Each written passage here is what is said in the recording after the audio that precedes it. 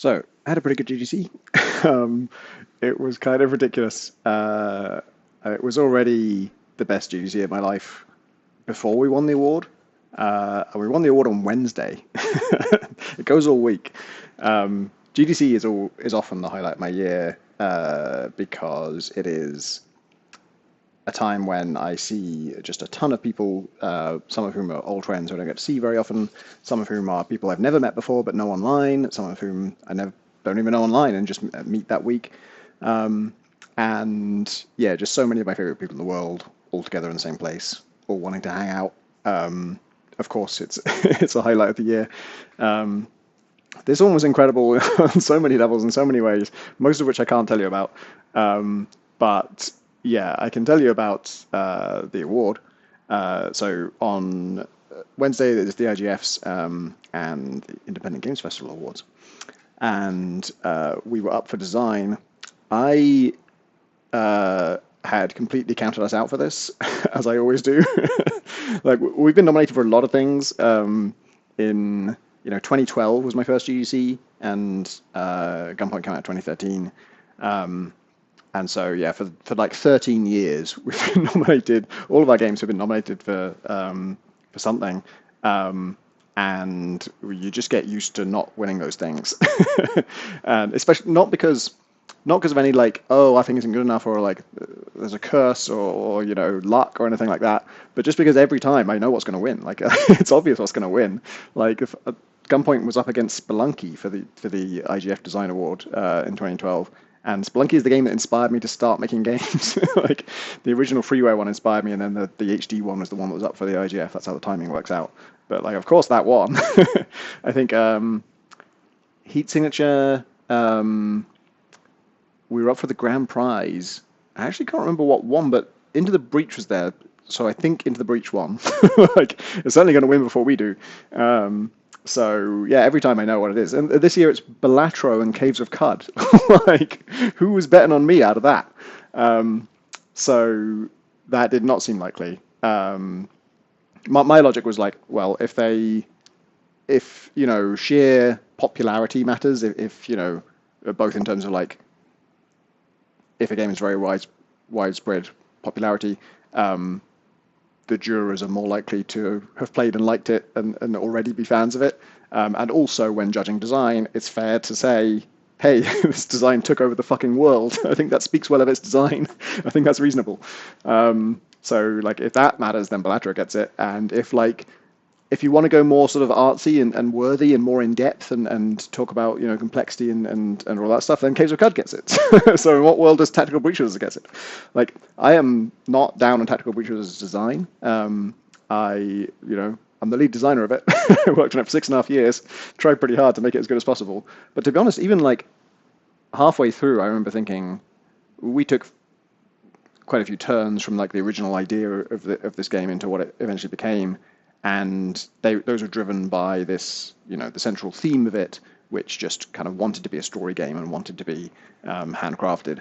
And at some point during that, I also tried some like more experimental mechanics and turn structures that we prototyped them, and they just didn't really, they didn't pay for themselves. They didn't give you enough value to make up for the cost of trying to understand how they worked.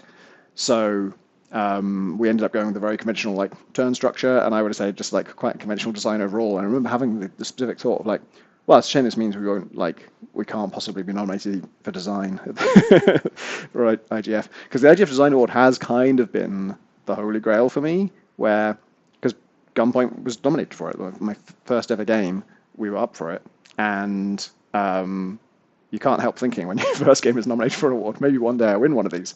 And specifically, design was the one I had my sights on, because I was coming from a writing background and trying to prove myself as a game designer. So like trying to prove myself as a game designer has been a 10-year kind of journey. And so yeah, winning the IGF for design was kind of the ambition, I guess, very early on when I was very naive and and thought that was a thing you could work towards. I no longer think it is. Right as I get it, I no longer think it is. It's a thing that, so awards, the IGF awards specifically, are decided ultimately by a jury of, I think, 6 people for each category. And so whether you win the award or not is very much dependent on which 6 people those are and what their tastes are, and how that discussion plays out. I've been on the jury twice before, and yeah, it's a really cool process. It's one of the reasons I care about the IGF is I've been involved in the process on both sides at every level, and I've seen how it works. And I'm not saying it's perfect, but it's I've seen great stuff rise to the top just on its merits. Like one of the years I was on the design jury, this game I'd never heard of called Outer Wilds was in there, and I didn't discover it, but people. There's a judging phase where there's thousands of people playing, and it was getting so many excited comments on that of course we checked it out, and just had the most like transcendent, extraordinary experience. And yeah, I'd never heard of it, and it wasn't well known at that point. This was probably 4 years before it was released, and yeah, voted for that to win. It won the design award. It won the grand prize. And yeah, IGF is a place where that can happen. Just the game is really good, so it can win. Doesn't mean every good game gets the recognition it deserves, but it can happen. And yeah, so that's why I cared about it. And then earlier this year, I was really thinking like, awards are stupid, man. Like, I think by this point I'd already stopped trying to win anything. Like it was already out off the table as things to aim for. It's just like there isn't really much we can do to increase our chances of this kind of thing, short of like going in some directions that we don't want to go in. Like it's just not worth trying to optimize for this.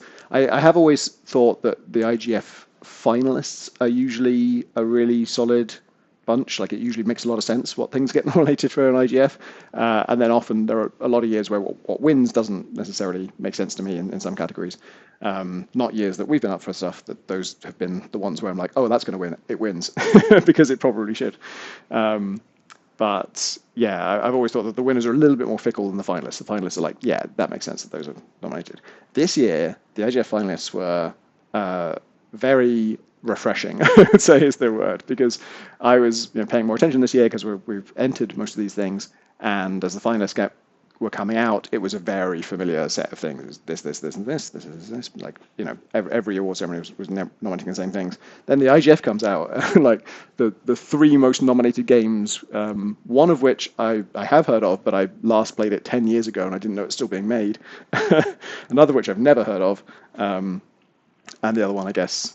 I was going to say Bladro, but actually I don't think Bladro was up for that much at the IGF. It was up for design. It wasn't up for grand prize.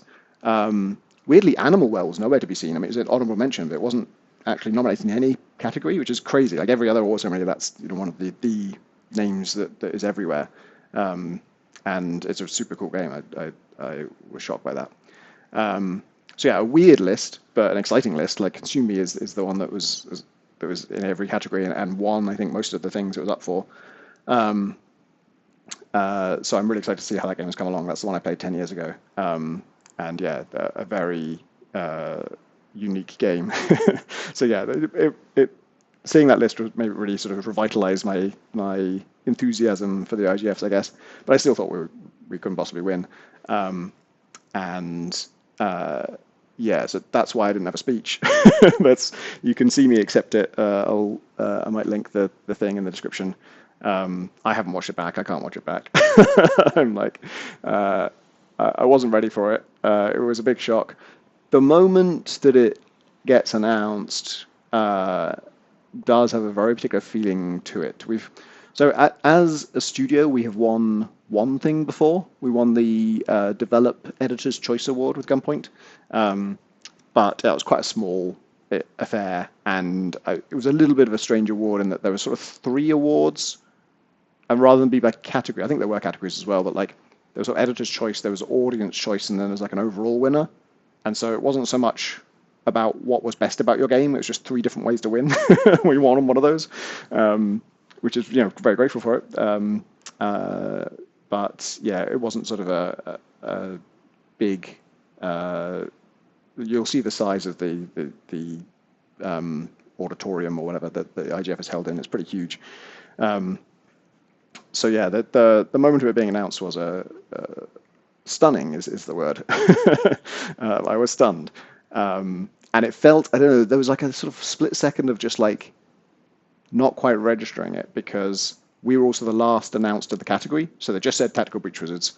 And then they said Tactical Breach Wizards again. And there was like a little bit of my brain of like, oh, they're just repeating the last nominee. And then I realized, oh no, that's the winner. That's us. Oh shit. And yeah, we went up and accepted it. And I had to just make up a speech on the spot. And like I say, I haven't watched it back. I can't watch it back.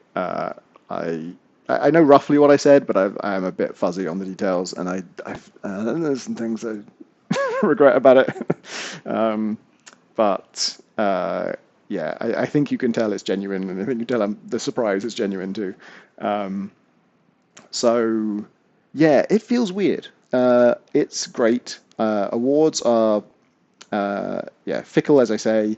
They are something I crave a little bit because it's like a solid thing, sort of like a reminder of an achievement. As someone whose self-esteem leaks away very rapidly right after it's been boosted, it is nice to have concrete things that don't go away. This is always it. Should I show it to you?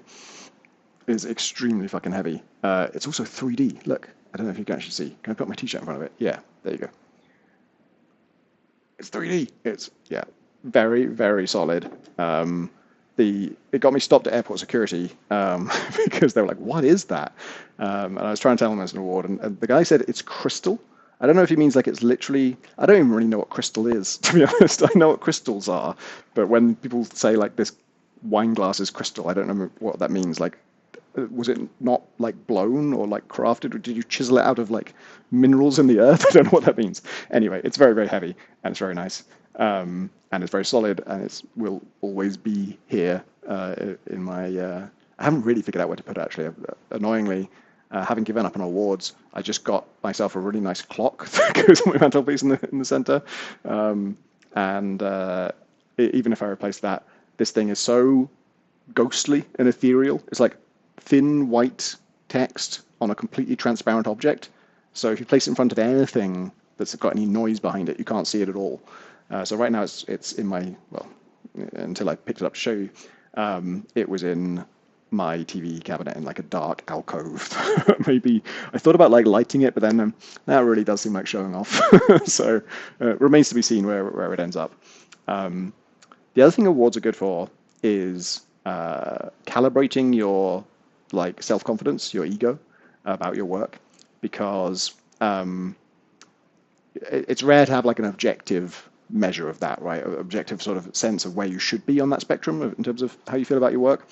But right from the start, I entered Gunpoint into the IGF, having never made a game before. It was I think at that time we hadn't even decided to charge money for it.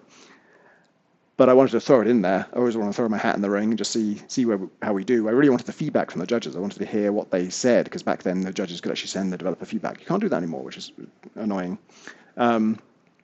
But yeah, I see that as like the baseline for your level of confidence in your work. If you made something that you like and you're not entering it into an award thing because you think, there's no chance, there's no point, then your ego is too low.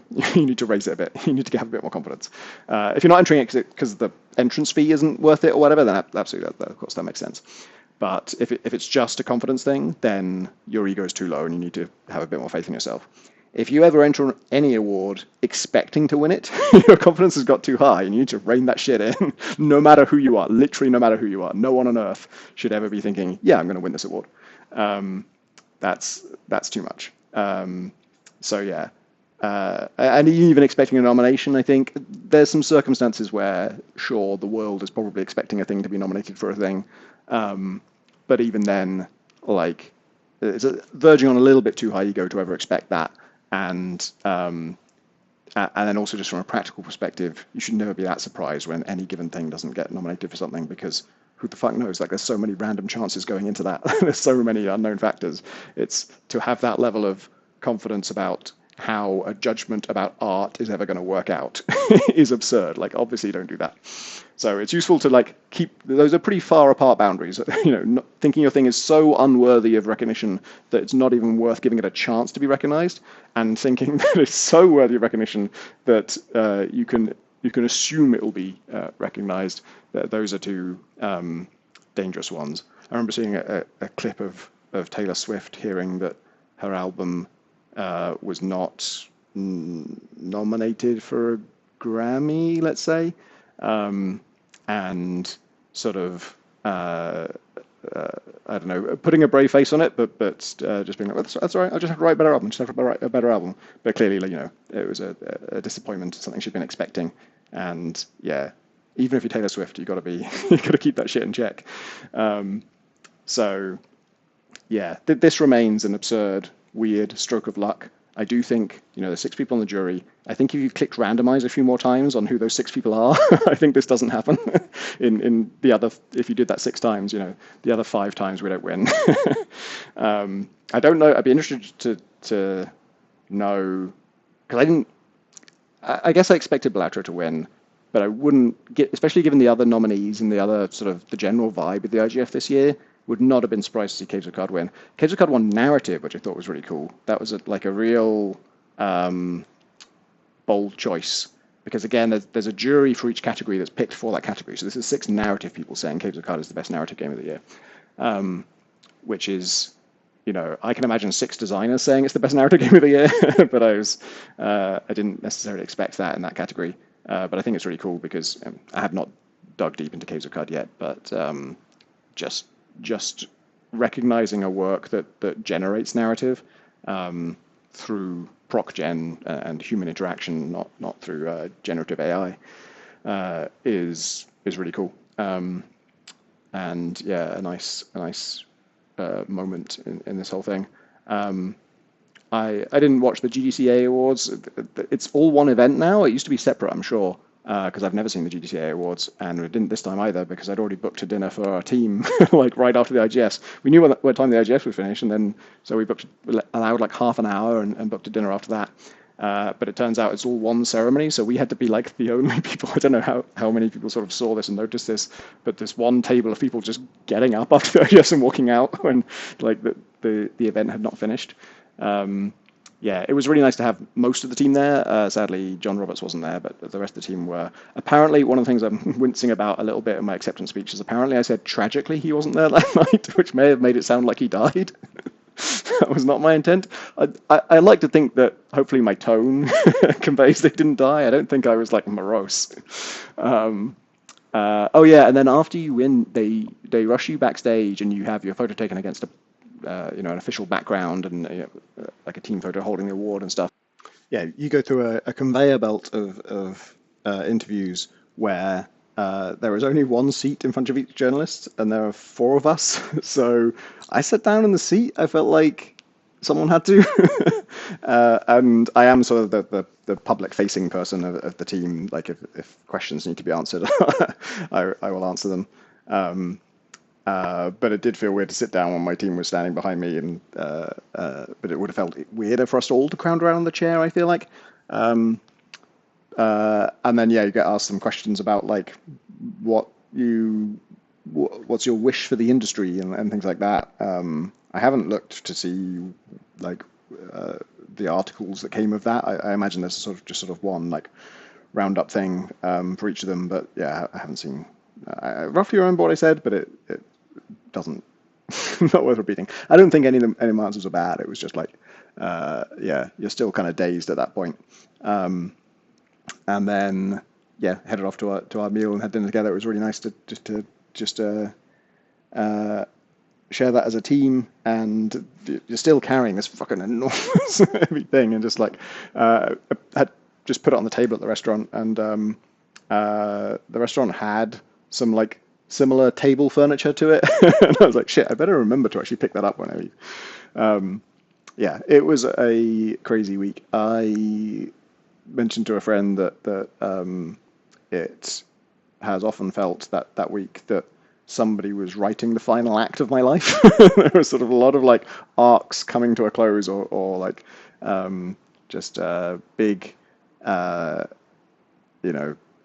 upswings in my fortunes. And then like a lot of it was basically payoff from Breach Wizards coming out and doing well, and people liking it.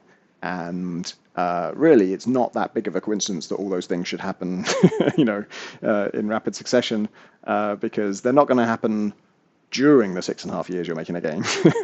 And if you spend 6.5 years on a game and make it certainly bigger than any of our previous games, I think better. I think it's our best game. And I've heard others say the same. I suddenly feel like an Oblivion NPC. Then yeah, it's not that weird that all of the payoffs of that come at once.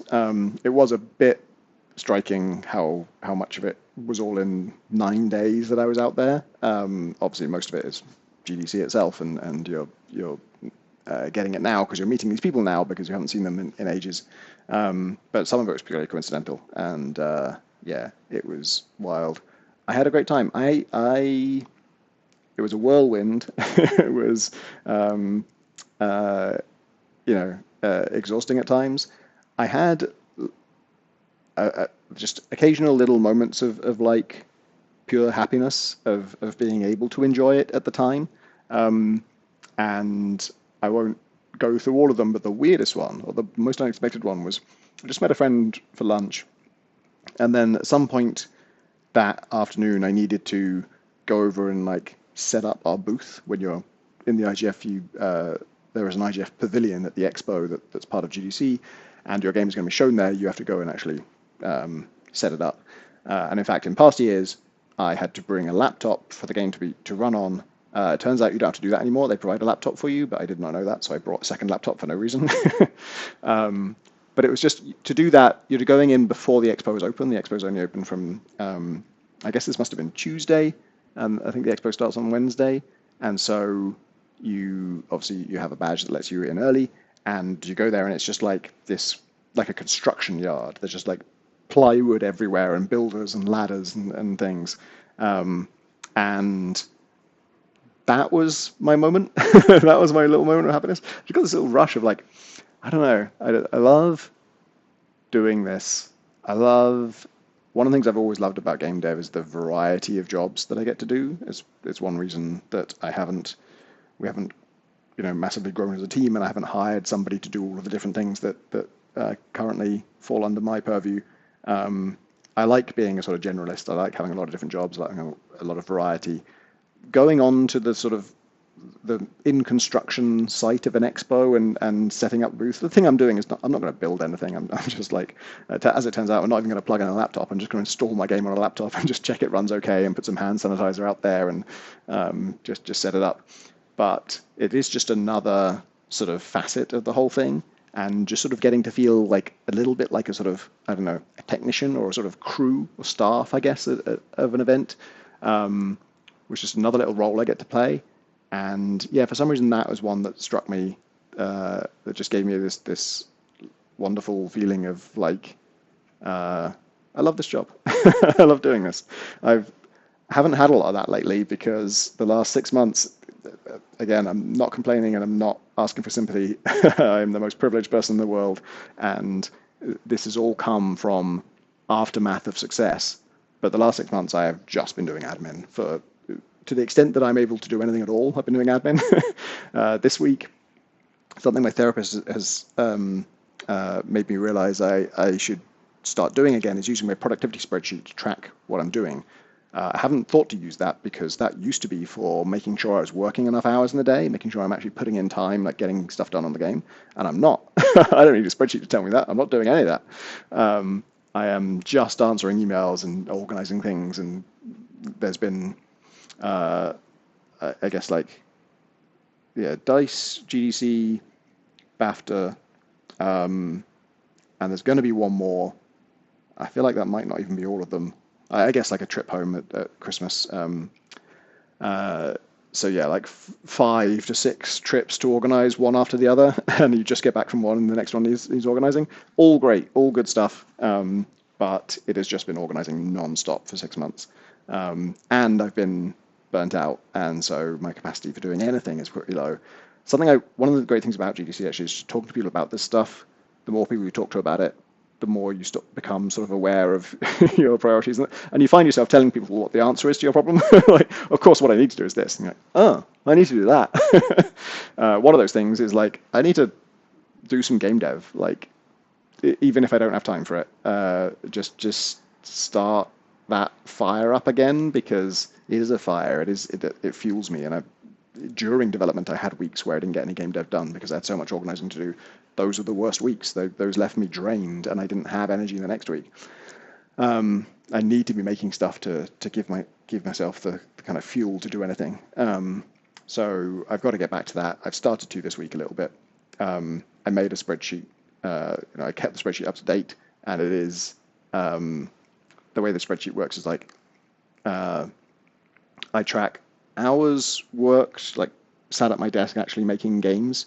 I track that by the minute. And then everything else is just 1 point for one task, because I don't like to track the stuff by time, because if I get it done quickly, it's done. That's a good thing. It's not bad that it took a small amount of time. Yeah, the graph just shows like a day of like 11 points, 12 points, 11 points, 11 points, 12 points. And then Friday, I think I got like 8 points worth of stuff done. And then right at the bottom, there's a little squeezed in 2 hours of actual game dev. And that was between the hours of 9 and 11 p.m. That was like the first time, because I made this rule of like, I've got to do some game dev in a week. At some point in a week, I've got to find time for that. And it was not possible to do that before 9 p.m. on a Friday night. So that's not great. That's not going to fix my burnout. But the spirit is there. And also just like breaking that seal, just actually, tinkering with the game thing for the first time in ages was good. And I want to make more time for it. I mean, I can't next week because I leave on Friday for the BAFTAs. I'm also going to spend a couple of days in Bath to see my friends there. So that's going to be completely non-stop. Obviously, a great reason to be really busy, but it is taking its toll on me, and I need to get back to actually making games, because that is kind of the whole point.